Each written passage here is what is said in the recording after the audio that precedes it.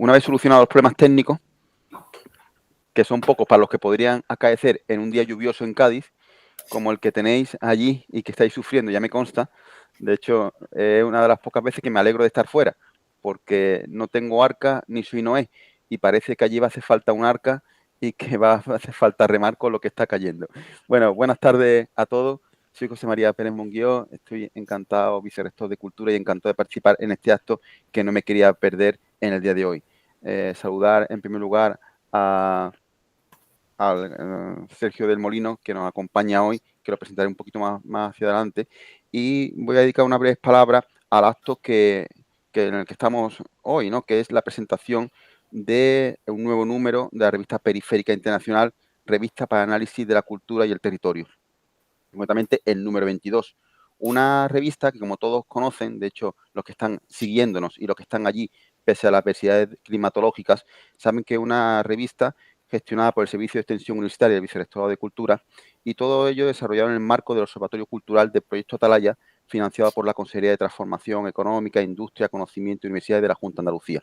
Esta es una publicación pionera, la primera especializada en análisis cultural, y tiene un objetivo muy claro: ser una revista para todos aquellos que se quieran acercar o quieran contribuir al mundo de la gestión cultural, tanto profesionales como para la ciudadanía que se pueda ver implicada de una forma u otra. Realmente una revista como esta es necesaria siempre, y en estos tiempos parece que más, porque nos encontramos ante un periodo de nuevo en que la cultura sufre.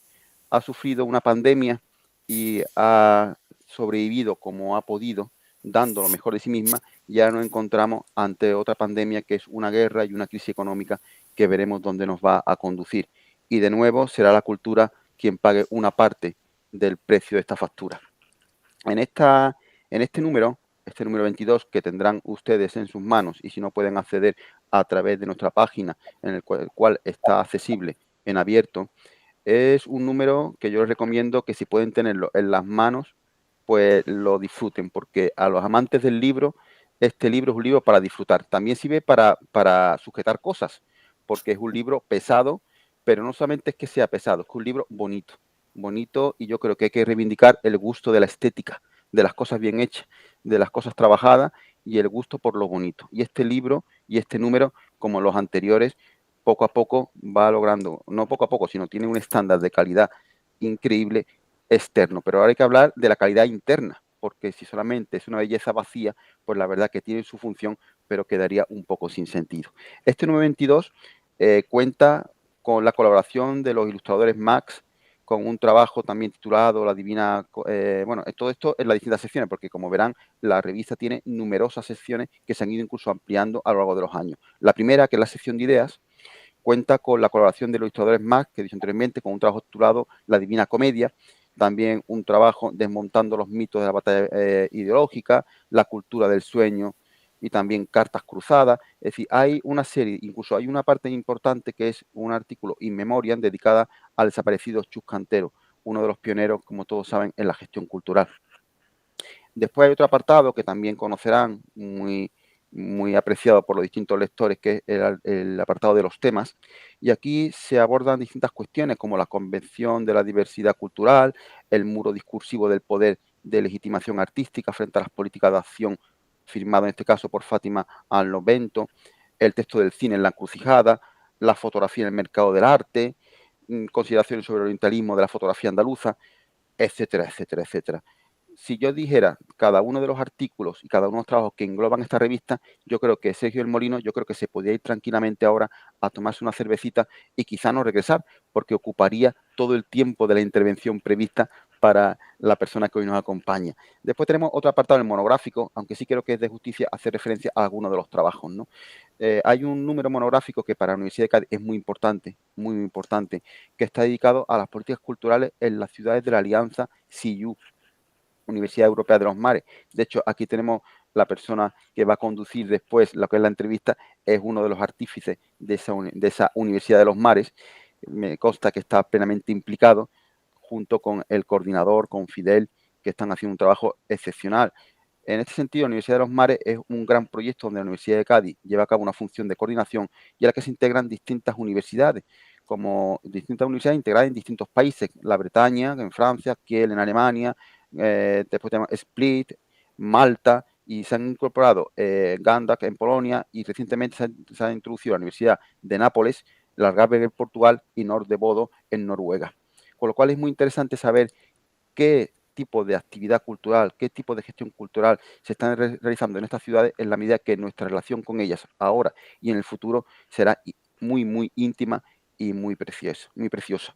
En los aparte de estas cuestiones, hay una serie de artículos que son interesantes, que han abordado profesores y personas vinculadas a las universidades del CIU con trabajos que yo creo que realmente nos van a hacer reflexionar, como la gestión y políticas culturales en la ciudad del CIU, una introducción, políticas culturales en una pequeña metrópoli universitaria, marcos nacionales y dinámica local en la ciudad de Brest.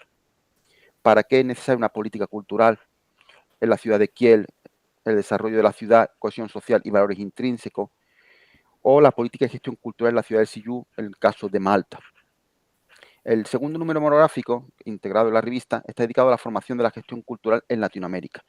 Una cuestión que desde hace mucho tiempo, con gran acierto, las personas que dirigen la revista han entendido la necesidad de siempre, siempre, siempre tener una mirada hacia nuestros hermanos latinoamericanos, pues son parte de nosotros y nosotros parte de ellos.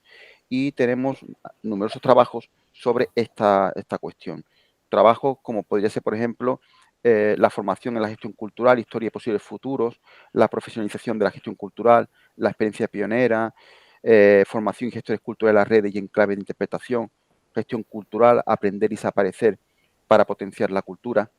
En el apartado de ópera prima, que también es un apartado que tiene también muchísima aceptación por parte de los lectores, hay trabajos que resultan de gran interés. Incluso hay uno, el primero, la ética del trabajo gastronómico en España, la cultura de la gastronomía como una parte importantísima de nuestra cultura y de nuestro ser. Hay otros como transgrediendo lo artístico y material, la transición del arte hacia lo virtual y hacia lo social.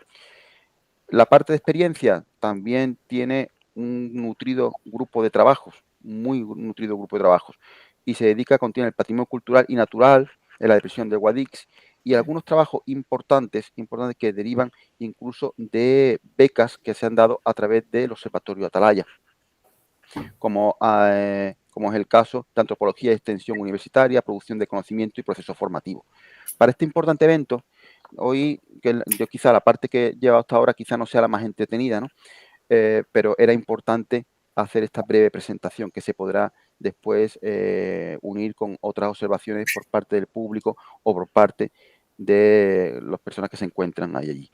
En este caso, para este importante evento del Vicerrectorado de Cultura, y digo importante porque dentro de los acontecimientos del Vicerrectorado de Cultura, este es uno de los importantes. Uno de los importantes que se repite con periodicidad y es como los salmones cuando suben el río. Se espera siempre que para el mes de marzo haya la presentación del número de periférica y que en el mes de diciembre se publique. Con lo cual tenemos dos momentos, el momento en los que suben los salmones y los momentos en que los recogemos y los pescamos. Y hoy es el momento de aprovechar del salmón ahumado y disfrutar del producto magnífico que tenemos hoy. Y nosotros, Universidad de Cádiz y todos los que trabajan en la revista, nos sentimos muy orgullosos del trabajo que obtenemos. Y para este importantísimo evento para nosotros, y espero que para todos los que están aquí, tenemos hoy con nosotros al escritor y periodista Sergio del Molino, quien dialogará con Antonio Javier González Rueda, aquí presente ya, plenamente atento a las cosas que voy diciendo, y como decía, uno de los artífices del CIU de esta Universidad de los Mares. Sergio Molino es escritor, conocido por libros como La España vacía, un libro que, como todos saben, tuvo un gran impacto social y cultural y casi fue profético, en la medida que ahora las reivindicaciones por parte del mundo rural cada vez son más fuertes y más insistentes. Basta mencionar las últimas manifestaciones que se están produciendo, reivindicando simplemente que se mire hacia el mundo rural. Teruel existe, pero también existen otras muchas ciudades que también requieren ser visualizadas. Y a eso se dedicó y potenció Sergio Molino en su obra La España vacía. Pero también hay otras muchas obras como La hora violeta, Lo que a nadie le importa, La mirada de los peces. Su obra ha sido, como todos también saben, traducida a numerosos idiomas y cultiva tanto el ensayo como la narrativa, mezclando género, estrategia en un estilo muy personal que le ha valido numerosos premios. Además, es columnista y colaborador del País y de Onda Cero. Yo destacaría de su literatura y de su escritura que es una escritura no llena de respuestas, sino llena de preguntas, porque las preguntas están llenas de posibles respuestas. Y yo diría de esperanzas, de esperanzas. Las preguntas generan esperanza, esperanza en una respuesta que puedan satisfacer y que puedan lograr cierta comprensión de la realidad. De hecho, hay una obra, La mirada de los peces, a la que hacía yo referencia anteriormente, que a mí me ha gustado mucho. Me ha gustado mucho en la medida que yo me siento un poco identificado. No porque sea, y no voy a hacer spoiler, porque se puede leer en todas partes, sea el profesor que se quiere suicidar. No, yo no me quiero suicidar. No tengo ningún interés. Si me encuentran muerto, seré fruto de un asesinato. No me habré suicidado. Entonces, cuando hablaba de aquel carismático maestro, ¿no? Que era un defensor a la ultranza de la educación pública y del laicismo, y que confiaba y aspiraba a que se reconociera el derecho a una muerte digna. Todas cuestiones con las que yo me siento muy identificado, salvo con la primera, ¿no? Con el final trágico. Lo demás me siento muy identificado. Soy un defensor a ultranza de la educación pública y predico con el ejemplo en cuanto que mi hijo es fruto de la educación pública, y yo también lo fui, del laicismo y del derecho a la muerte digna, que ha sido uno de los temas a los que yo he dedicado gran parte de mi actividad como investigador. Ahora, para terminar y no ser pesado, ya que la presencia de un vicerrector a veces es como decía Felipe González, la de un presidente, que donde lo pone estorba, es como un jarrón chino, donde lo pone estorba, ¿no? Pues ya para ir terminando y dejar paso a lo importante y a lo trascendente, me gustaría citar una frase del autor que tenemos hoy aquí. No es su mejor frase quizá, o no es aquella que podamos decir, esta es trascendental en su literatura, pero viene muy bien en el día de hoy. Yo creo que viene muy bien al día de hoy, cuando dice que la cultura puede hacer feliz a cualquiera. Y yo lo creo, si no, no sería vicerrector de cultura. La felicidad, a su vez, es tan importante como el pan y las patatas. Yo creo que esta es una frase que reduce o puede resumir el día de hoy. Somos todos unos entusiastas del mundo de la cultura. En la cultura la entendemos como algo trascendental, como una parte esencial de lo que nos define como ser humano. Si la cultura sin el elemento humanista seríamos otra cosa, no seríamos seres humanos, seríamos otro tipo de especie. Y desde el Observatorio de Atalaya, desde la Universidad de Cádiz, de Vicerrectora de Cultura, del Servicio de Extensión, que me consta que está todo el personal ahí, en la medida que escucha antes las voces de Adeli, también de Salvi, que está también por ahí, Salvador Catalán, está todo el personal de extensión. Somos unos firmes defensores de la cultura, una cultura universal, en la medida posible gratuita, que no gratis, en el sentido que los autores deban venir gratis, pero sí de acceso universal, y somos unos firmes defensores y creyentes que la cultura está parte de la salvación del ser humano. Sin la cultura no podemos realmente subsistir como especie, y en estos tiempos lo estamos apreciando. La cultura en un sentido amplio y en un sentido restringido, constreñido, reduccionista, politizado, en un sentido real, una cultura abierta, una cultura que permita encontrarnos y encontraros, donde sea un punto de encuentro para todos. Y esa es la cultura que nosotros defendemos desde la Universidad de Cádiz y desde todo, y no solamente la Universidad de Cádiz, sino creo que es la cultura que debemos defender. Esto es nuestra razón de ser, nuestro entusiasmo, y una vez más, aunque lo digo siempre, felicitar a todo el equipo de extensión por la labor que hacen, por su compromiso con la cultura en tiempos difíciles. En tiempos difíciles que nos ha tocado vivir en la medida que desde que yo soy vicerrector solamente he tenido adversidades. Me he encontrado con todo lo que podía pasar y algo más, ¿no? Nos hemos encontrado la pandemia y nos hemos reinventado con la formación online, con la actividad online. Nos hemos encontrado una crisis económica saliendo, ahora nos encontramos otra crisis económica, nos encontramos restricciones y hoy las inclemencias climatológicas, aunque esas son bienvenidas en la medida que es agua, y el agua, como dicen en Cádiz, limpia y cura.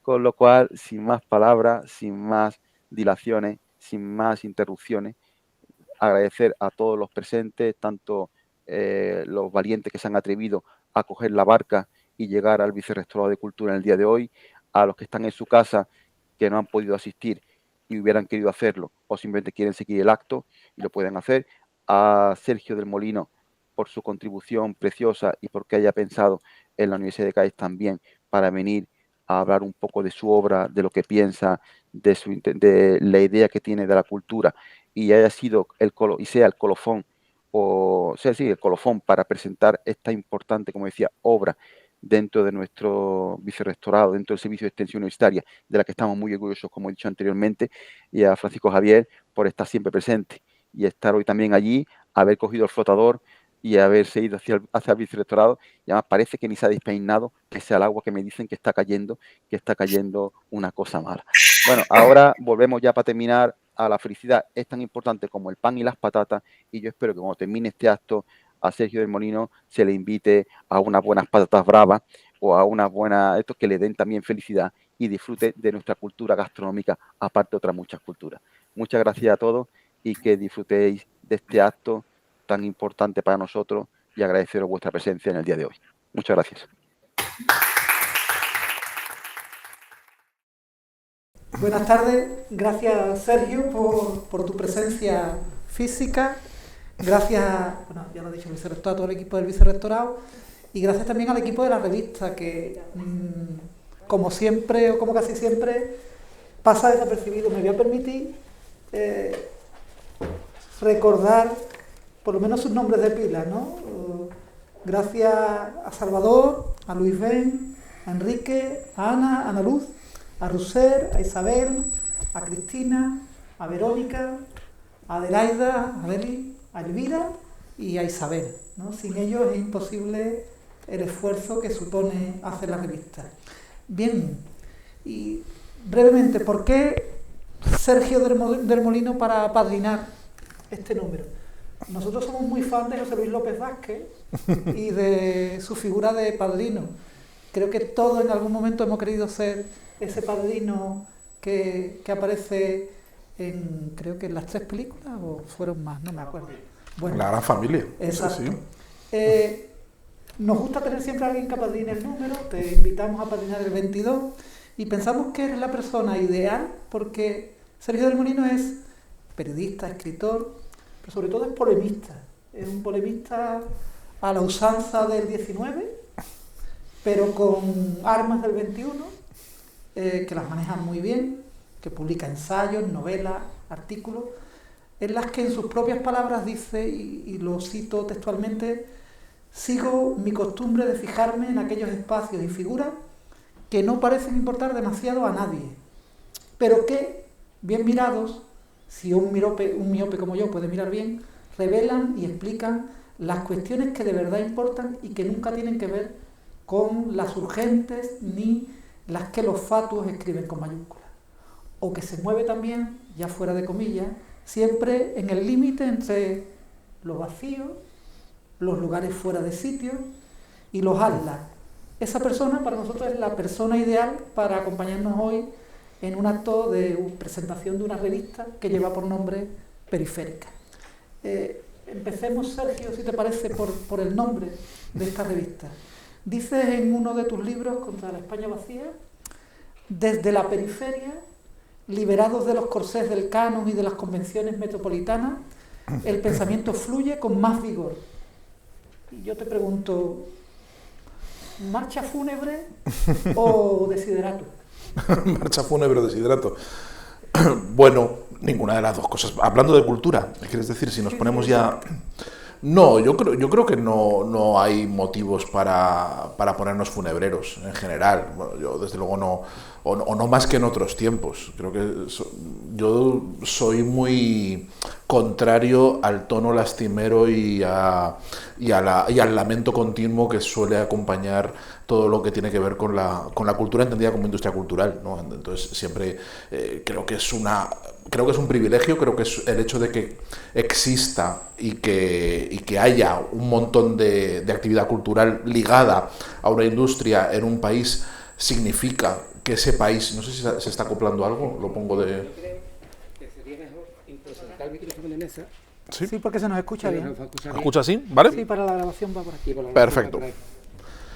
Yo creo que es un síntoma de una sociedad plural, compleja y vivible, ¿no? Y rica. O sea, creo que es es motivo siempre de celebrar, porque en los lugares donde la vida es muy difícil y donde no hay democracia y donde no hay forma donde no hay un debate público y no hay una opinión pública, no existe esa vida cultural, ¿no? Entonces, siempre, por paupérrima que sea, por miserable, por mucho que se queje la gente, que se quejan siempre, la gente siempre se va a quejar por rutina y por costumbre, siempre todos se van a quejar. Tú vas a preguntar a alguien y nunca te va a responder que cuando le preguntas qué tal está, nunca te va a responder bien, siempre te va a responder mal, siempre, absolutamente, y en el mundo de la cultura yo creo que es especialmente lastimero. Así que yo intento huir siempre de ese discurso funebrero y recogiendo la frase que recitabas de Contra la España vacía, y que tiene que ver con el título de la revista de Periférica, que va mucho con lo que yo hago y con mirar las cosas desde la periferia. Creo que la cultura se beneficia mucho de las miradas periféricas, creo que se beneficia mucho de todos los discursos que vienen de algún lugar imprevisto, que no está controlado por los circuitos, que no está controlado por el centro, y que menean mucho el panorama. Y creo que buena parte de la renovación y de las cosas interesantes y de las ideas interesantes vienen siempre de la periferia. Pero esa frase recogía una idea que ya estaba en Tonillat, en un libro de Tonillat dedicado a Albert Camus, dedicado a Hannah Arendt y a otros, y a Cavafis también, y a otros pensamientos, a otros pensadores periféricos que tenían en común, según la teoría de Jud, tenían en común que habían nacido en la periferia de los imperios, ¿no? Que Camus había nacido en Argel, Cavafis era griego pero de Alejandría, en Egipto. O sea, dice que quienes han renovado, quienes han agitado las culturas nacionales de los viejos imperios, siempre han venido de la periferia, siempre han sido gente que estaba totalmente fuera del canon, ¿no? Y para mí eso es importante, o sea, el intentar identificar esas voces que vienen de fuera del canon, que son las únicas capaces de romper esas inercias, que muchas veces, si no, el canon es una cosa que se va devorando y deglutiendo y remasticando a sí mismo, y de ahí no hay forma de sacar nada, ¿no? La editorial de la revista se llama, te sonará, ¿no? Se llama Cultura Despoblada. Y sostenemos en ella colectivamente, ¿no? En un pasaje, que en España la cultura y las artes, por ascendencia también, la política cultural en general, ¿no? Es más de preámbulos que de articulados, es más de discrecionalidad política que de derecho ciudadano, es más complementaria que contingente, es más periférica que central, en suma es más adjetival que sustantiva. ¿Qué diría el Sergio del Molino, polemista, al que le gusta entrar en casi todos los charcos? ¿Cómo derribaría esta frase redonda y casi panfletaria, ¿no? que es lo que se presta en una editorial? Bueno, como frase panfletaria evidentemente cumple su función, ¿no? Tiene su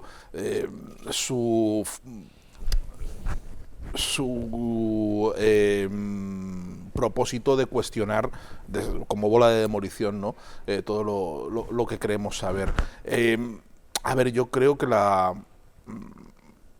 cuando hablamos de cultura muchas veces no sabemos de qué hablamos. Es decir, creo que el problema ya no es tanto ni de adjetivos ni de sustantivos, es tanto de intentar situar a qué objeto nos referimos.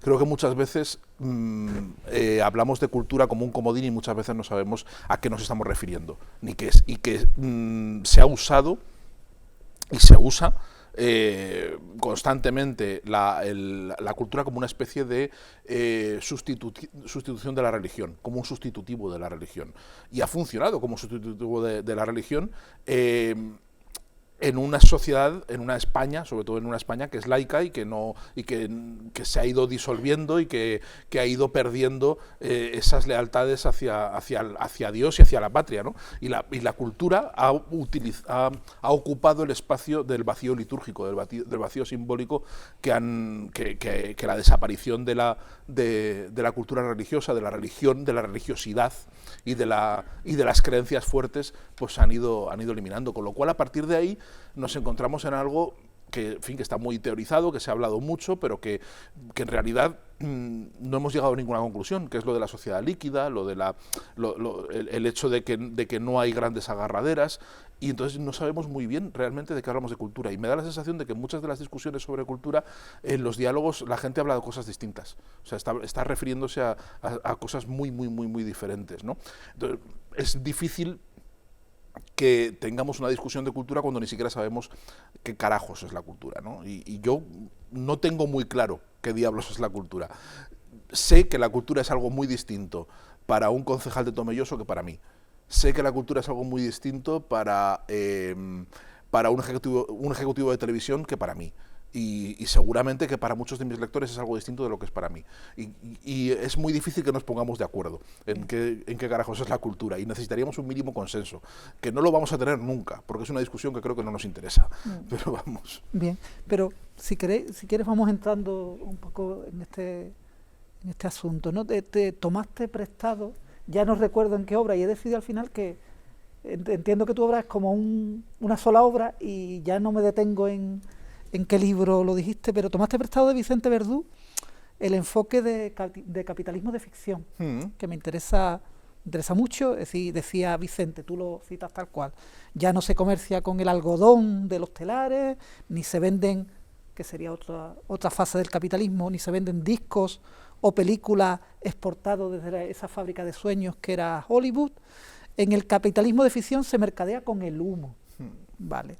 ¿Qué puede hacer en el caso tuyo, un creador? Que podría ser una palabra que no sé si te sientes cómoda con ella, si no la utilizamos, pero un creador, o qué puede hacer, como en el caso mío, un gestor o uno de esos voluntaristas activistas de ciudades y pueblos a los que tú tanto admiras y salen tan bien retratados en tus libros, en esta cultura del humo. ¿Qué podemos hacer? Pues intentar solidificarla, intentar ofrecer algo sólido. A ver, creo que lo que hemos vivido y lo que manifestaba Verdú en ese hallazgo del capitalismo de ficción, que es un concepto muy, muy, muy interesante, sí, es algo que sobre lo que no reflexionamos lo bastante muchas veces, y es que ya no la industria cultural y la cultura ya no se basa en el intercambio de productos, ya no sabemos qué vendemos, y además hay un malentendido muy grande que tiene que ver con la sustancia religiosa de la propia cultura, que es el hecho de que nos cuesta mucho entender la cultura desde un plano industrial, desde un plano de intercambio y de compraventa de mercancías. Eso es un anatema. Eso incluso quienes estamos en ese tránsito, quienes estamos vendiendo y produciendo, somos productores y vendemos, lo negamos muchas veces, ¿no? Y hay en fin, en mi ámbito, en mi corralito entre los escritores, hay una resistencia muy grande a sentirse mercantilizado, a venderse, a pensar que lo que tú haces es una mercancía que tiene un valor, y una cotización y un público y una rentabilidad, ¿no? Y que se mueve en un mercado. El mercado es un tabú, pero es que el mercado era lo que sostenía la cultura, y el mercado es lo que explica todo lo que nos interesa de la cultura, absolutamente todo. O sea, no somos capaces de entender todo lo que nos interesa, la literatura, el cine, el arte, por supuesto. El arte es ya un disparate absoluto, es una cosa ya, si no lo entendemos en términos de mercado, ¿no? Entonces tenemos que volver a intentar hacer el camino de vuelta es muy difícil, pero tenemos que intentar regresar a una situación en la cual podemos comprar y vender cosas. Es decir, la situación es tan absurda ahora mismo que estamos mirando, ya por no hablar de literatura, que a lo mejor es todavía el sector de la industria cultural más tradicional, ¿no? Porque hay un libro que se vende y que tiene un precio y unos costes y funciona todavía como un producto, ¿no? Yo he escrito un libro y eso se vende y recibo a cambio una serie de euros por la gente. Un royalties y un porcentaje de la venta. Es decir, el royalty es un porcentaje de la venta, básicamente, ¿no? Entonces, eso es un producto industrial. El libro es un producto industrial que todavía funciona con códigos industriales. Pero el cine la televisión, muchas cosas se han vuelto evanescentes. ¿Qué vende Netflix? O sea, realmente, ¿qué vende Netflix cuando vende una película? No vende entradas de cine. Una película antes, un director de cine, un productor, hacía una película que es un producto industrial con unos costes enormes, un producto carísimo de hacer, disparatadamente carísimo, que rentabilizarlo cuesta mucho. Y luego lo vendía a base de entradas de cine y a base de vender copias, a base de lo que fuera, ¿no?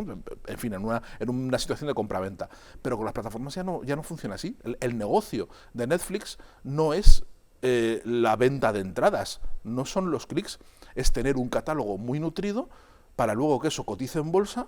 Y el negocio de Netflix es su cotización bursátil. Y su cotización bursátil no depende de que la última de Steven Spielberg sea un taquillazo.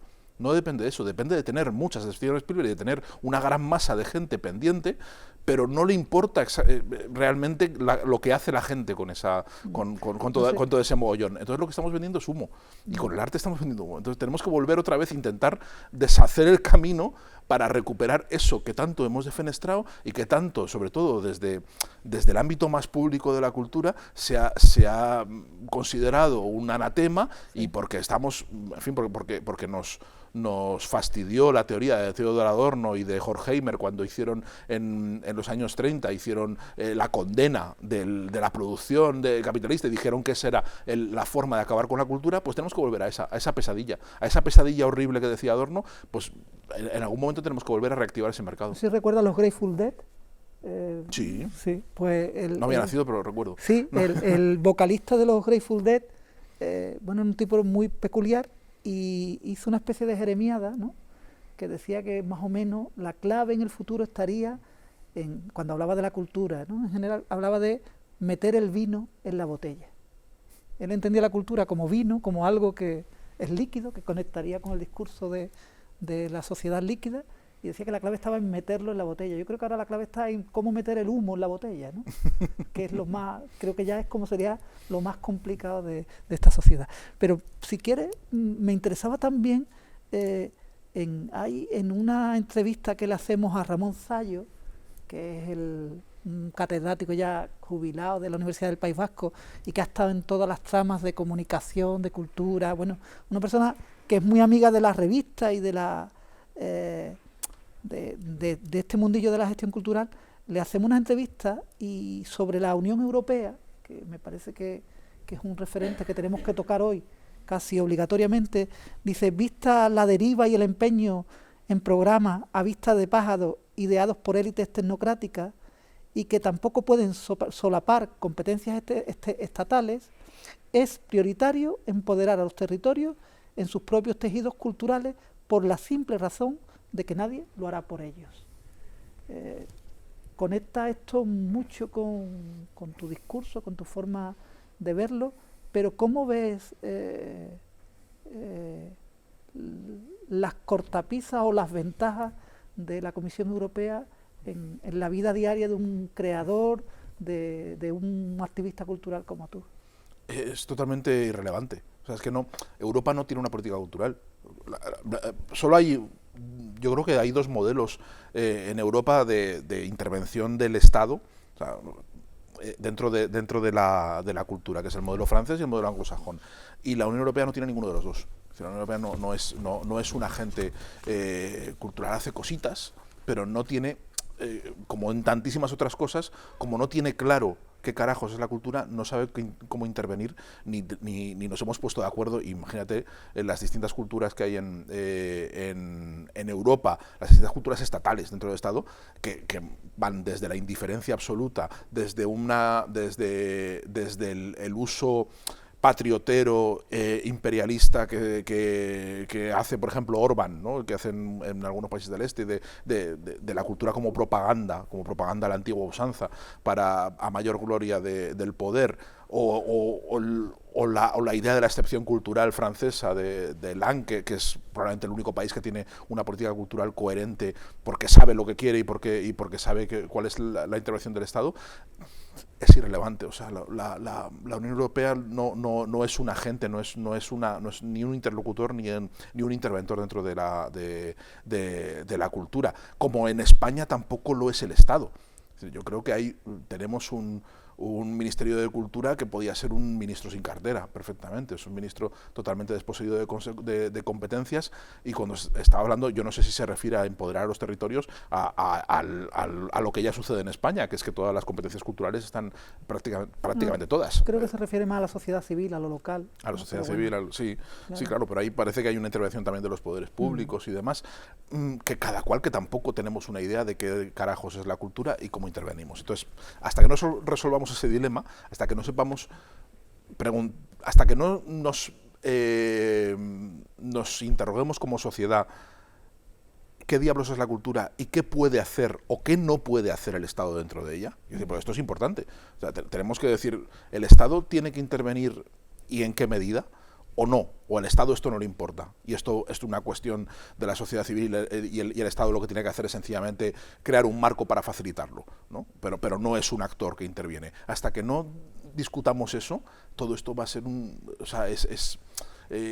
todo va a ser coyuntural, y no vamos a resolver un debate ni vamos a ir al fondo del debate, ¿no? En España yo creo que tenemos lo peor, en España en concreto tenemos lo peor de Francia y lo peor del modelo inglés, porque es como el perro del hortelano, que ni comemos ni deja comer, ni hay un programa de intervención estatal sobre la cultura claro, es decir, de por dónde, qué vamos a hacer, qué hacemos, por dónde tiramos, pero tampoco hay una vocación facilitadora como la que hay en el mundo anglosajón, de decir, bueno, el Estado no interviene porque el Estado tiene una posición liberal, no puede intervenir en esto, pero sí que vamos a facilitar que los poderosos, que los ricos, que la iniciativa privada patrocine y menee un poco el cotarro, ¿no? Vamos a ponérselo fácil, ¿no? Vamos a abrirle las puertas. No tenemos ninguna de las dos cosas. Y hemos tenido, por ejemplo, tenemos el drama de que el futuro inmediato del Museo del Prado cada 2 por 3 está en cuestión. Es decir, algo básico, algo que debería ser el pilar elemental de decir, bueno, ¿para qué sirve un Ministerio de Cultura? Coño, pues para que el Prado no tenga que preocuparse, para que el director del Museo del Prado, para que el director del Museo del Prado no tenga que preocuparse de cómo financiar el museo el año que viene. Y estar echando cuentas de a ver cuántas entradas vendo para que sea rentable, y a ver qué iniciativas, y a ver cómo saco adelante este negocio, ¿no? Decirle, no, esto no es un negocio, esto es patrimonio, ¿cuánto dinero necesita para mantenerlo? ¿Lo va a tener? Gestiónelo, ¿no? Ni siquiera hemos llegado a eso. O sea, esa cosa que debería ser elemental. Con lo cual, a partir de ahí, cualquier discusión es teológica, es sobre el sexo de los ángeles. Es decir, primero, estamos todavía muy lejos de llegar a un debate serio sobre cultura y política cultural. Estamos muy lejos. En muchos artículos, pero sobre todo en Contra la España Vacía, escribes y reflexionas o juegas con la idea de Richard Florida de las ciudades creativas, él habla de distritos creativos, que yo creo que se ha traducido mal en inglés a español, de ciudades creativas, o con la muerte, vaciamiento, ¿no?, de las clases creativas. Hemos pasado de esa intelectual malrosiano, ¿no?, que era casi un dios, a líderes de opinión como Auronplay o Ibai Llano, ¿no?, que es todo un viaje, ¿no? ¿Cuál sería para ti el papel del creador en esta sociedad? Es decir, ¿cómo ves este tema de las clases creativas? Y creo que tú no te sientes parte de ellos, pero bueno, cuéntanos. No, me resulta de hecho muy antipático el intento que hace este libro, lo voy a enseñar, de Scott Timber, que es un libro es un periodista que se suicidó, de Los Angeles Times, se suicidó porque estaba en la ruina, y después de malvivir durante un tiempo se suicidó, pero antes de suicidarse dejó escrito este libro, inspirado un poco en las ideas, o coge parte del discurso de Richard Florida para hablar de cómo lo que llama las clases creativas se han depauperado y fruto de, en fin, de un proceso de transformación urbana en los grandes centros urbanos donde florece la gran cultura, se han ido depauperando y eso ha provocado un cataclismo cultural, ¿no? El hecho de que la gente que antes vivía de la cultura ya no puede vivir de ella, y él, por clases creativas, no solo se refiere a mí, se refiere a todos los que estamos prácticamente aquí, ¿no? Se refiere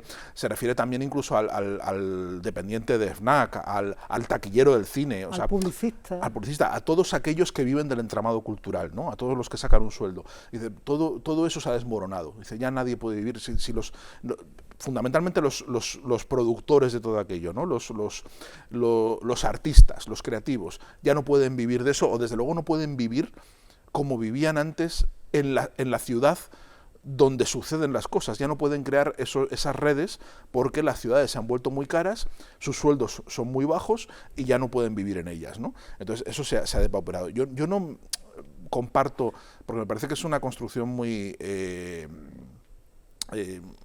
generosa, ¿no? El hecho de que había un entramado acerca que pueda provocar una especie de conciencia de clase entre las clases creativas. No creo que Steven Spielberg y un taquillero pertenezcan a la misma clase, ¿no? Y según Timber, pues por lo visto sí, tienen una comunidad de intereses. No lo creo. No creo ni siquiera que tenga una comunidad de intereses yo mismo con un librero. Es decir, creo que la cosa es mucho más complicada y mucho más transversal, ¿no? Pero sí que es verdad que se ha producido una transformación enorme fruto del hundimiento de parte de la industria cultural, de un hundimiento que no es tan grave como se presenta, ¿no? Aquí Scott Timber está hablando de su propia tragedia, de cómo él ve. O sea, nosotros contamos que el mundo se desmorona cuando nuestro mundo se desmorona, y hacemos de nuestra anécdota una categoría universal, y eso es lo que hace Scott Timber, y eso es lo que hace mucha gente, ¿no? Que de repente ha visto que en los últimos años de su vida, pues una vida que había transcurrido más o menos cómoda, con buenos ingresos, llevado bien en la industria cultural, de repente eso se desmorona y entonces ven que eso es el fin del mundo. Eso nos impide ver que hay una transformación profunda, que la industria cultural no se ha roto del todo, sino que se ha transformado y están surgiendo otras cosas, otros actores y otras formas de comerciar que evidentemente mucha gente se está quedando fuera de ellas, pero eso no está provocando un clash cultural. Está transformando mucho las cosas en un sentido en el que probablemente todavía es muy difícil de ver. En el sentido, pero ahora mismo están saliendo, había un reportaje en El País muy interesante esta semana, hablando de cómo se están transformando las plataformas.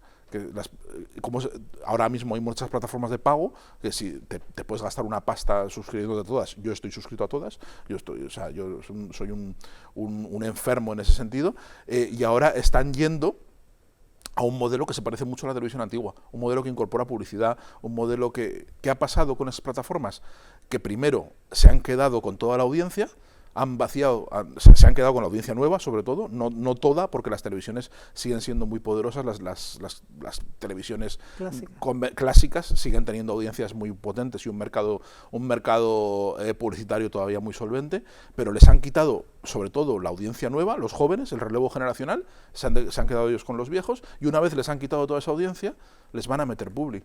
Es decir, que el mercado publicitario que antes gestionaban unos, ahora se lo han quedado otros. Pero ese mercado sigue estando ahí, sigue habiendo un intercambio de público, sigue habiendo un interés, sigue habiendo unas audiencias. La gente hace películas y la gente sigue yendo a verlas, igual no al cine, pero hay un interés. Entonces, mientras haya un interés y mientras siga siendo una seña de nuestra vida, va a seguir habiendo alguien va a encontrar una forma de comercializar aquello de una forma u otra.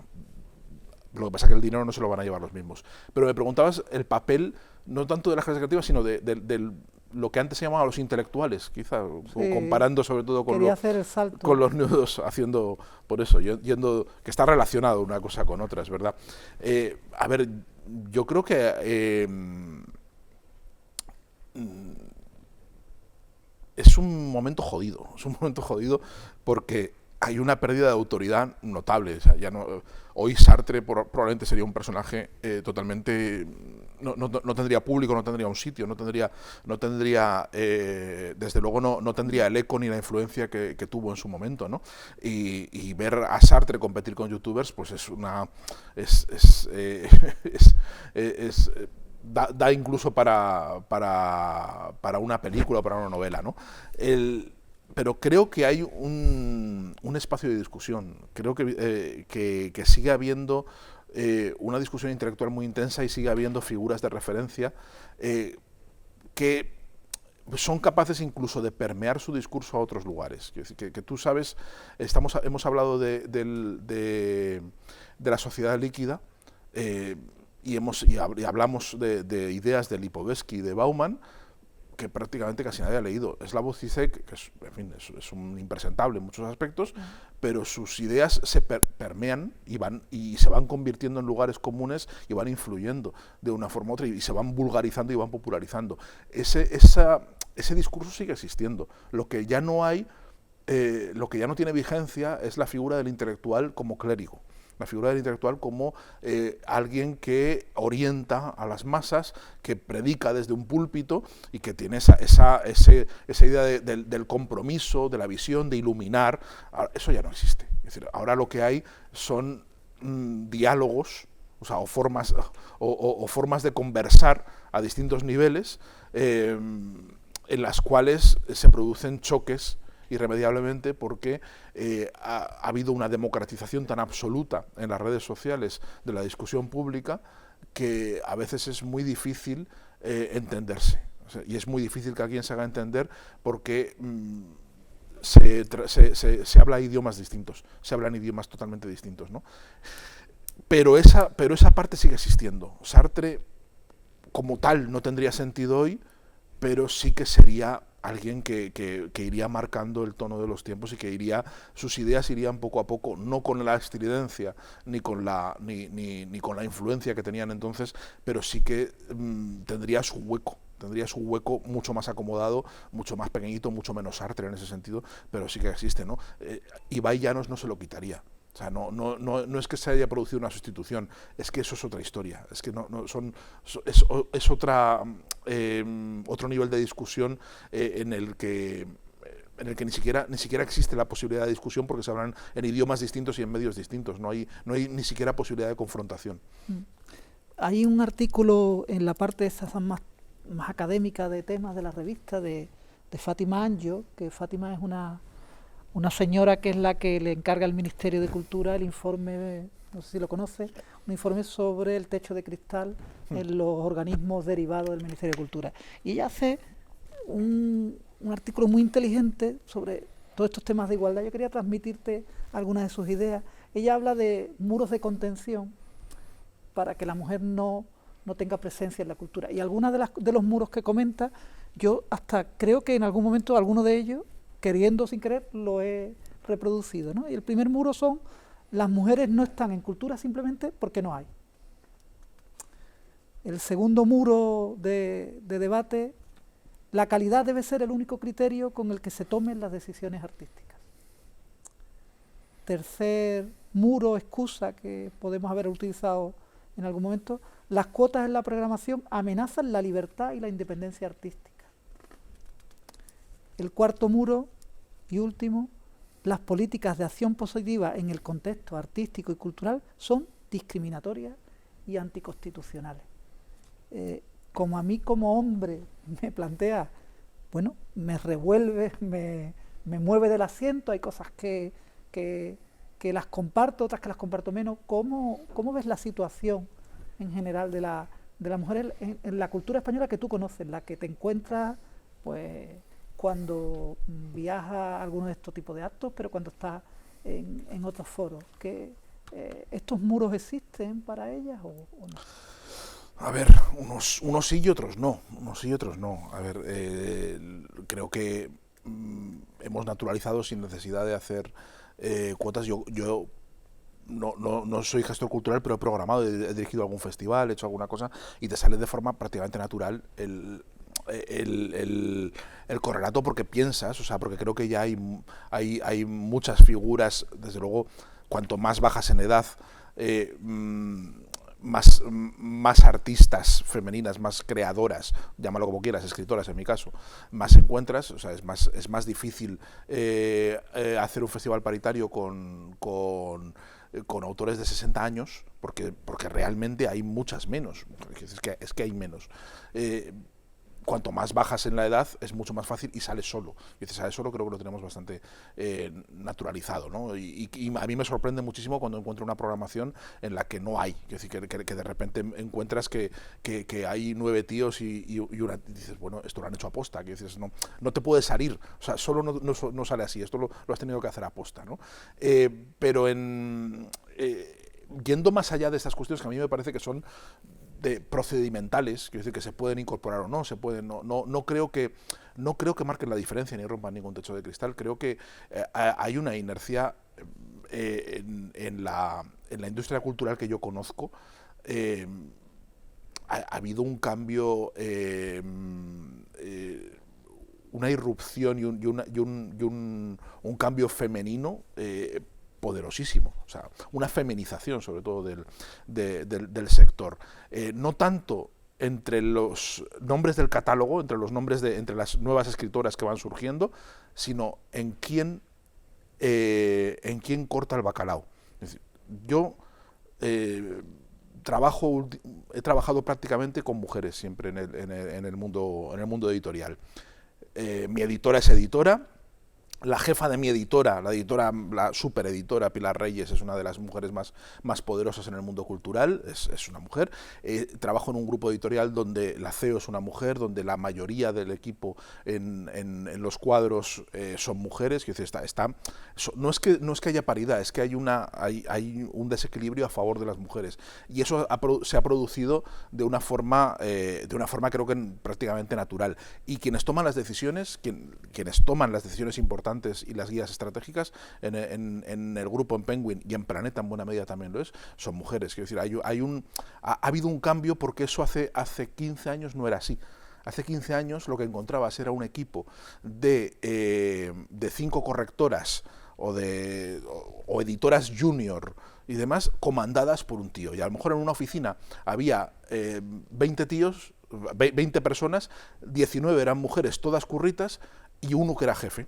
O sea, y veía siempre, la cabeza visible siempre era el hombre. Esto ya no es así, quiero decir, ya ha habido una transformación en quienes deciden, en quienes marcan, porque luego es que estamos hablando de los escritores que somos los que firmamos y los que estamos y los que escribimos libros, pero es que hay un entramado, como pasa con las productoras de cine y como pasa con todos, que antes en la antigua teoría de comunicación esto se llamaban los gatekeepers, que son los que programan y los que deciden qué se va a publicar y qué se va a ver, ¿no? Y ahí de verdad que hay una importantísima presencia femenina, lo cual no quiere decir que eso se refleje a veces en los catálogos.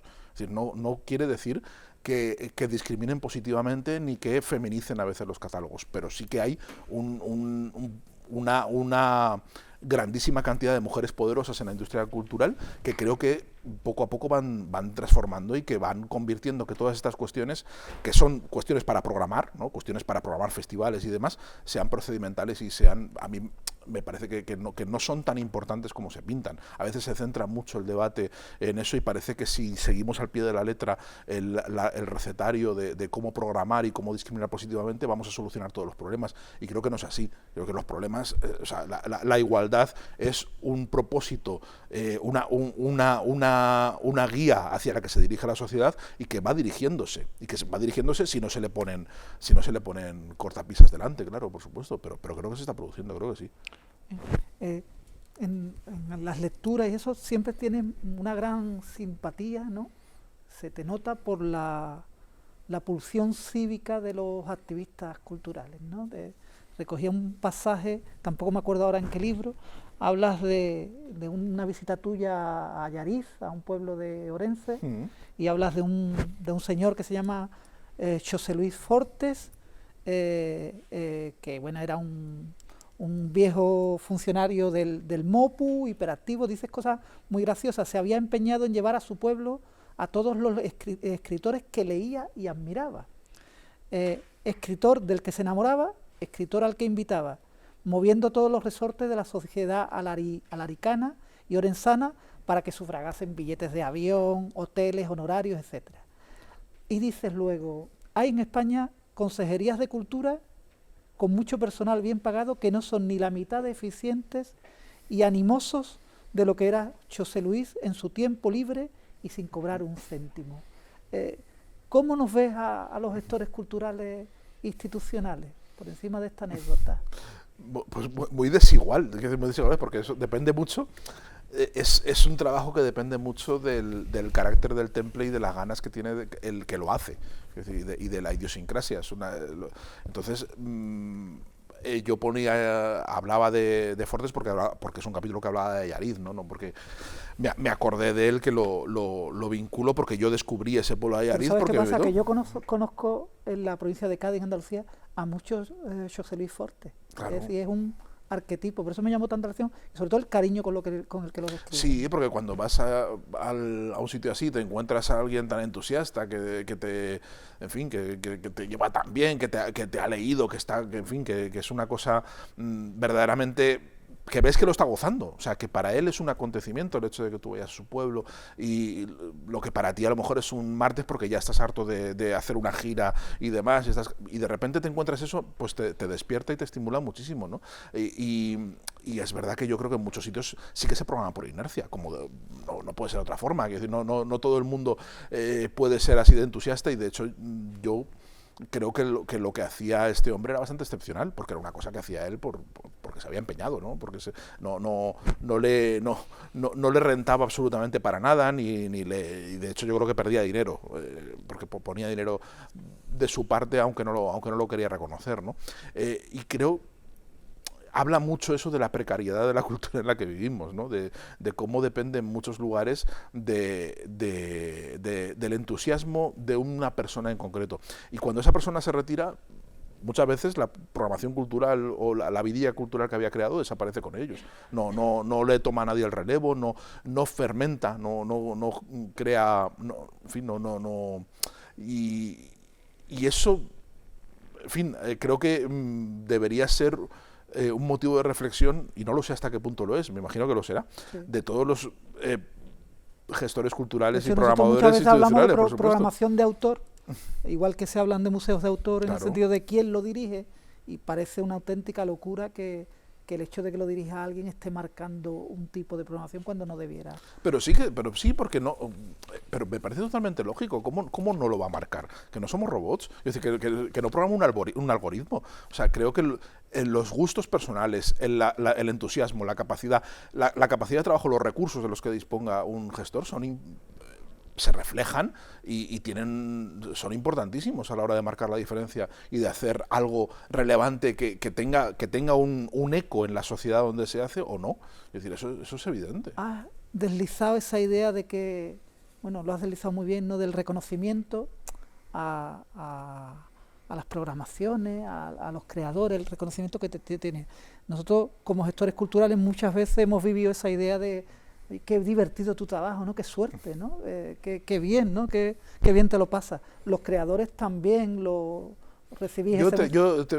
La experiencia más fuerte que he tenido de estar en vuestra piel es cuando dirigí el Festival Eñe, que es un festival de autor, hablando de autor, que cada año lo dirige un escritor distinto, le invitan y para que haga lo que quiera, o sea, dentro lo que quiera, pero luego ves que no, porque el presupuesto no llega. Uno dice, sí, voy a hacer, y todos te miran, no, es que no, mira, tenemos estos euros y con esto tienes que apañarte. Entonces ya, perdonad, ya no puedes hacer lo que tú querías y ya no es tan divertido. A mí se empezó a plantear, porque el festival fue muy bien y yo me lo pasé bien haciéndolo, que siguiera algún año más. Dice, oye, ¿y por qué no lo programas el año que viene? Y dije, harto de vino, no me estáis viendo, o sea, yo que termina el festival esta noche, o sea, no os cojo el teléfono, o sea, no quiero saber nada de esto, no quiero, o sea, muy bien, me lo he pasado muy bien, han sido unas vacaciones muy divertidas, pero yo esta vida no la quiero, o sea, no, lo tengo.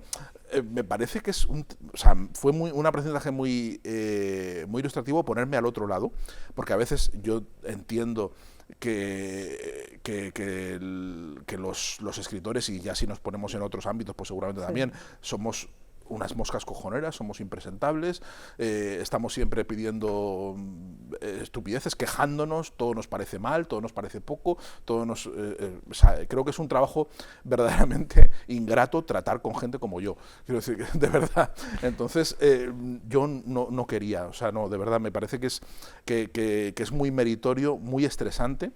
Y no sé por qué lo hacéis. Es decir, no entiendo por qué. Porque como dijo José María García, hay que pagar las facturas, ¿no? Entonces, claro, pero... Bien. Mira, el otro día venía en el coche y ponía a mi hija, que tiene 19 para 20 años, me ponía una canción de un rapero que se llama Residente, lo tengo apuntado porque no me lo sé, que tiene una polémica con otro que se llama J Balvin, no sé si te suena, bueno... y me contaba toda la historia y me quedé, y la he reproducido aquí con una parte de la letra. Hay que ponerle voz puertorriqueña, un poco, no se llama rap, me dijo que se llama brap, o puede ser, bueno, algo así, ¿no? Dice, yo no creo en la estrella de la plataforma digital, ni en tu billboard de cremita de pastel, ¿no? Ni en tu historia de Instagram, Dolce Gabbana y Cartier. Solo creo en mi nivel y en el carbón de mi lápiz corriendo por encima del papel. Esto lo hago para divertirme, para divertirme, para divertirme. Estamos hablando de una persona que es industria pura, ¿no? ¿Por qué ese discurso tan fácil de no reconocer que somos todos en parte engranajes de la industria, como que quisiéramos sublimar lo que hacemos como creadores o incluso lo que ayudamos a hacer como gestores? No sé. Bueno, porque forma parte de la venta, forma parte de los argumentos de venta, pero por otro lado, creo que no es incompatible. Creo que no es incompatible tener una idea, incluso un punto ingenua y romántica de lo que significa la creación, y tener una disciplina y una conciencia muy clara de que es un trabajo y que es un negocio, ¿no? Creo que son perfectamente compatibles, y yo admiro mucho, creo que los que han llevado esto a la perfección, a combinar estas dos cosas, son los grandes directores de cine, y admiro mucho a los grandes directores de cine que son capaces de tener esa mente amueblada, esa ingenuidad tremenda que hay que tener para poder hacer algo, para poder sacar algo adelante, y esa idea de juego, de no aburrirte, porque ahí está muy bien, me parece, esa idea de yo esto lo hago por diversión. Efectivamente, o sea, esto, si te aburres, no funciona. Esto tiene que ser una cosa que te provoque algo, sin perder de vista que es un negocio también, ¿no? Quien sabe combinar esas dos cosas, que no es nada fácil, para mí es un genio. O sea, para mí es el referente al que hay que mirar, ¿no? Pero yo ni sublimo en exceso la creación, es decir, no me parece que haya... creo que hay mucha idiotez, y sobre todo me preguntan, es una cosa muy reiterada, que te preguntan por tus rutinas de trabajo, cómo te levantas, cómo tal, tú qué haces. ¿Cómo es tu mesa? Bueno, mira, hubo una cosa, yo hago muy poquitos talleres literarios, me cansé, o sea, alguno muy concretito que me gusta de poquitos días, pero en general no los hago, porque me parece que tienen si no los haces bien, tienen un componente como de estafa incluso, ¿no? Entonces hago muy poquita cosa. Pero de vez en cuando me ofrecen, me proponen historietas, ¿no? de escuelas de escritores y de cosas creativas, que hay mucho por ahí.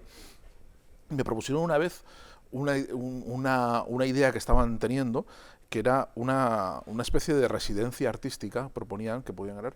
Que en España hay muy pocas. No, pero espérate.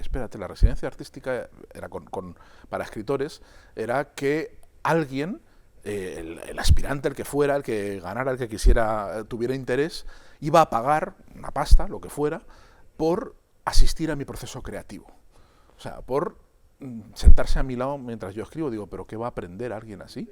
Es decir, yo es que me siento por la mañana a las 7 de la mañana, empiezo ahí a teclear como un cabrón, o sea, claro, digo, ¿qué va a hacer alguien? Por ser tu sombra, digamos. Por estar ahí, dice, por asistir y ver, digo, ¿pero qué es eso? O sea, no tiene absolutamente ningún sentido. Digo, pues alguien pagará alguien pagará por eso. O sea, alguien pagará por sentarse ahí en la chepa de alguien mientras está escribiendo, ¿no? Y verle a ver si duda, si pone un adjetivo, si pone esponjoso o esponjizado, ¿no? Ya que hablas de todo esto, a mí siempre, será porque tengo hijas jóvenes y le doy vueltas, ¿no? Hablas mucho del mundillo literario, ¿no? Y lo asocias a Madrid, claramente, porque creo que puede ser tu, viviendo en Zaragoza, pues tu referente, ¿no? ¿Alguna posibilidad para la juventud creadora de periferia para sacar cabeza? Sí, ahora sí. ¿Sí? Vamos, por supuesto. Antes no. Antes España era un país, es un país culturalmente muy centralista, pero porque tiene una industria cultural muy pequeñita. Entonces realmente si tú querías trabajar y abrir cabeza, la única posibilidad era trabajar en Madrid o en Barcelona, pero en Barcelona si querías, en el mundo de la industria editorial, si querías hacer carrera en la industria editorial, si querías ser escritor, tenías que ir a Madrid. O sea, es que no... Es donde estaba todo. No, ahora ya eso ni de broma. O sea, de hecho, incluso hayan surgido editoriales y focos en muchos sitios. Ya no es necesario estar ahí, ya no ha cambiado muchísimo lo que antes se llamaba mundillo literario ya no existe realmente. O sea, no hay una serie de cenáculos donde la gente se junta y van a ver quién es quién, y si tú no te dejas ver por ahí o no estás dentro de la pomada, no, ahora de repente surgen voces como setas por cualquier sitio totalmente inesperado y no tienes ni que pisar Madrid, ¿no? Pero ni de cerca.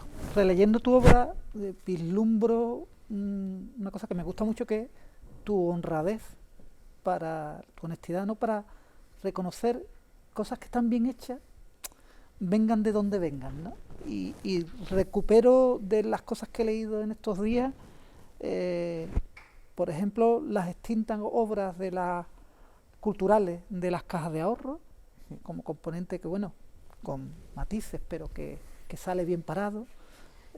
Hablas muy bien de los museos diocesanos, por esa capacidad de haber por lo menos parado el expolio, ¿no? Hablas también del estilo pulcro de las misiones pedagógicas, y también tienes la honradez de pegarle fuerte o con cierta antipatía a la esclerosis de las grandes instituciones culturales. Ves en muchos casos los museos como cementerios. No solo por el ejemplo del pueblito sino en general detecto tal. Pues esa es la idea de Adorno que decía, Sí. ¿no? Que los cementerios son los museos son los cementerios donde muere el arte, ¿no?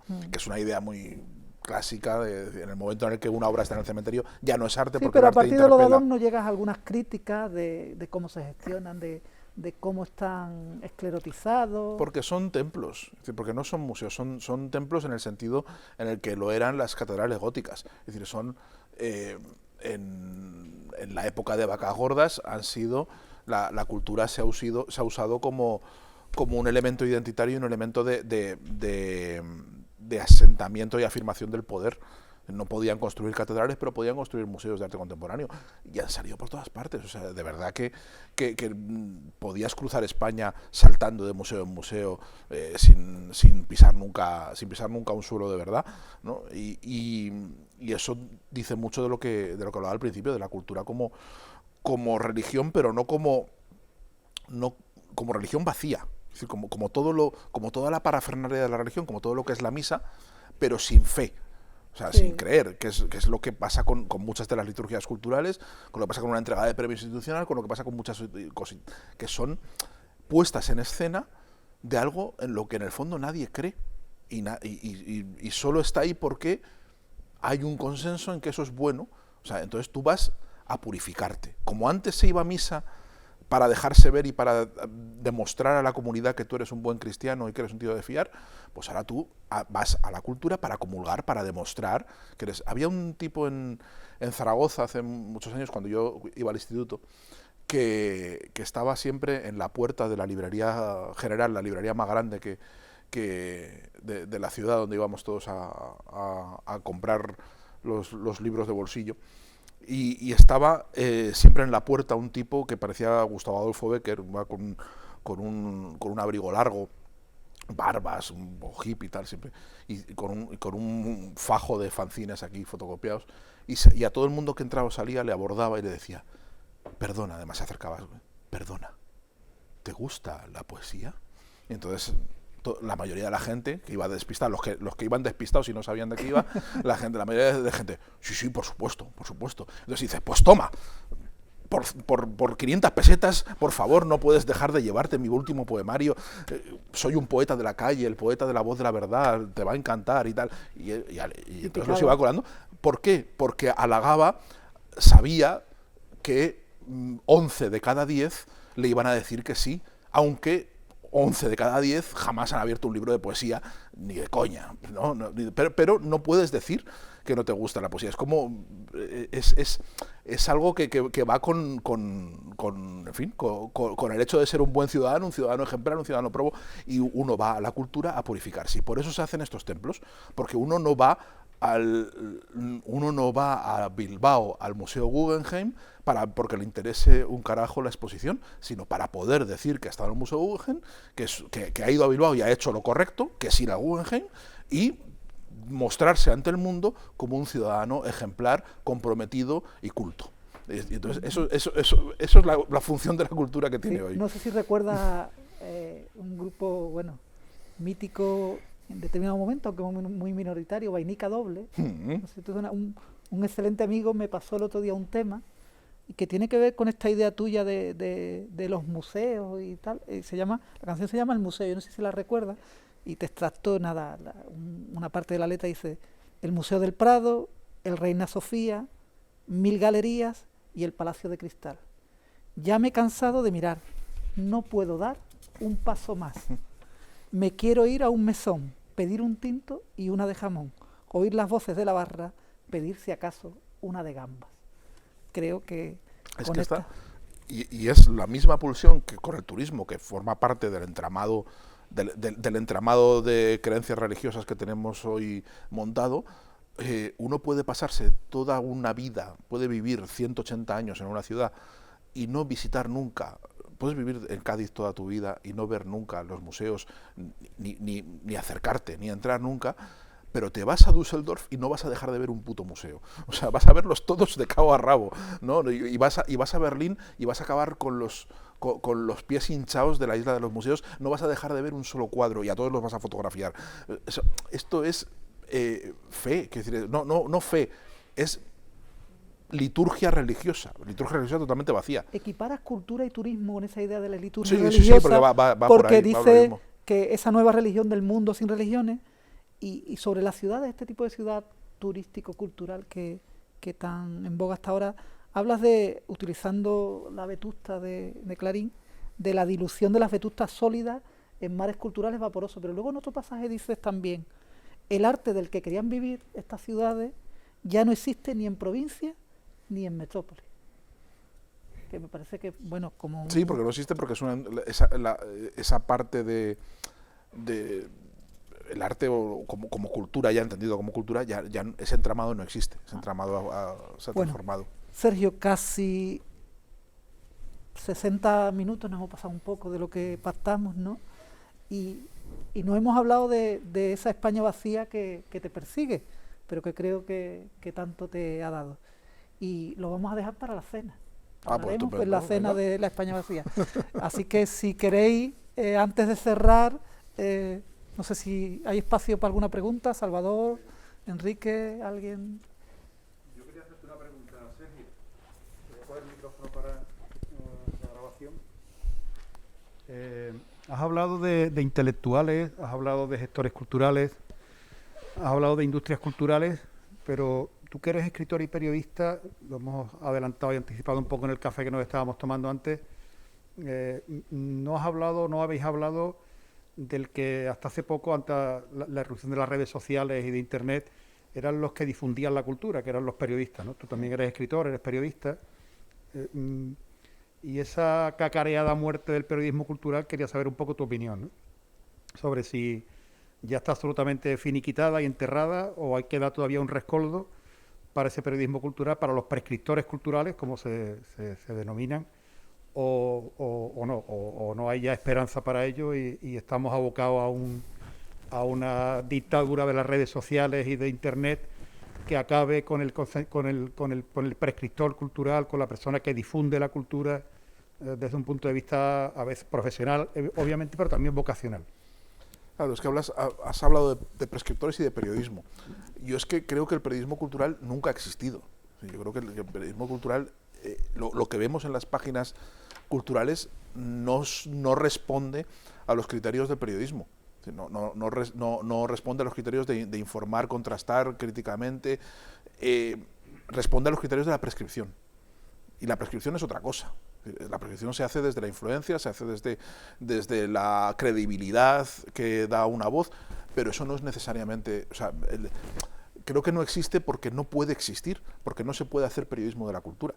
No es un campo que genere una serie de acontecimientos y conflictos de los que haya que informar. O los genera de una forma muy marginal y muy rara. No puedes informar de la cultura como informas de la política. Aunque haya secciones de cultura en los periódicos. Aunque haya secciones, pero es que probablemente tampoco exista el periodismo deportivo. Es decir, de la misma forma que no existe el periodismo deportivo, porque es un periodismo de forofismo, es decir, no puede existir un periodismo deportivo cuando tú puedes escribir, puedes contar un mismo partido contando dos partidos distintos según lo hagas desde un punto de vista o lo hagas desde otro. Es decir, no por la subjetividad de quien lo cuenta, sino porque toma partido y se incrusta en la mirada de alguien, ¿no? Con la cultura pasa lo mismo. La cultura, hacemos una cultura de efemérides, hacemos una cultura de anunciar una serie de productos que son un escaparate y que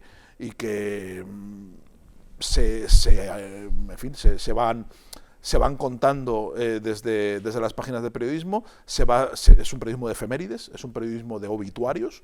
O sea, esos géneros se dan, pero no creo que haya habido nunca un periodismo cultural como tal. Es un periodismo, un entramado de gente que se dedica a informar de una serie de acontecimientos conflictivos que suceden en un sitio, ¿no? Sino que es un escaparate de novedades, es otra cosa. Y eso es la prescripción es otra historia. La prescripción es decir, bueno, de lo que hay, de lo que sucede ahora mismo, de los libros que están saliendo, de los artistas, de los nombres, de las figuras que hay en la cultura, voy a intentar guiar al lector de lo que yo creo que merece la pena y lo que yo creo que es un fraude o lo que no tal. Esas voces, eso estrictamente no es periodismo, y eso ya no está tanto en los periódicos. O sea, prescriptores como Rafael Conte ya no existen. O sea, no hay en los periódicos españoles, no hay una figura que sea capaz de alterar el rumbo y alterar las decisiones que toman los editores y los productores. O sea, no hay un nombre que la gente esté temblando por su opinión, porque pueda hundir una película o pueda coger una película pequeñita y salvarla y convertirla en una cita. Esas figuras, si están, no están en el periodismo. Y si no están en el periodismo, no sé dónde están. Es decir, ese es el tema que ahora mismo. Vale. Entonces ahora realmente la crítica es irrelevante. Y yo lo percibo como escritor. O sea, percibo que una crítica entusiasta y elogiosa no tiene absolutamente ningún efecto sobre la relación con los lectores, y una crítica mala tampoco.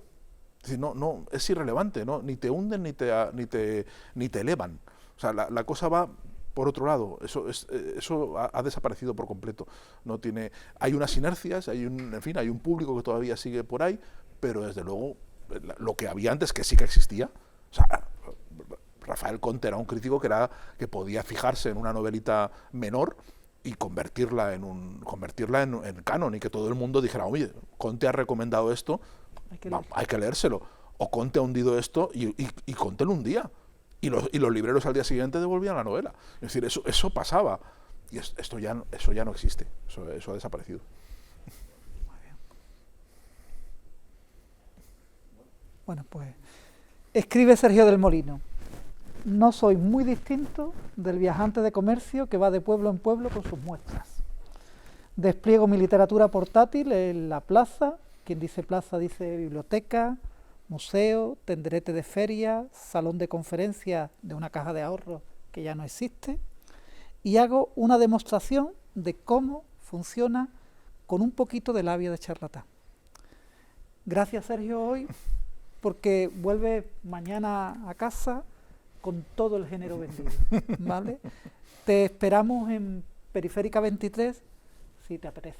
Pues encantadísimo. Muchas Vale, gracias, de vale. verdad, por invitarme. Gracias. Un placer. Gracias.